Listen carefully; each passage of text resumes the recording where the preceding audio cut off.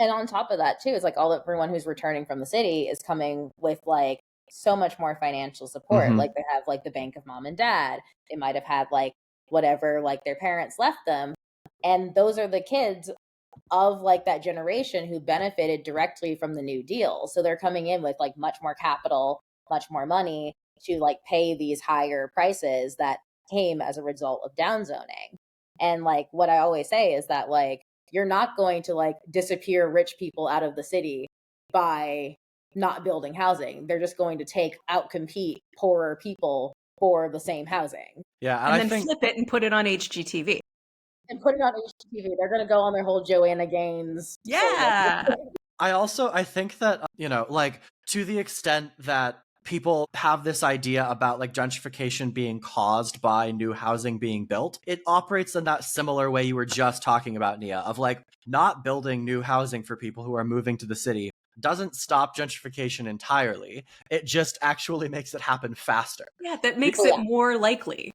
Yeah, Yeah. because people who are moving into the city who have more resources. And I guess we should note here, like, a big part of the return to the city as well is that, like, cities are just where the economic opportunity is, right? Mhm. Like, cities and metro areas. And so there's just, like, these enormous economic incentives to move to cities, to move close to these job centers.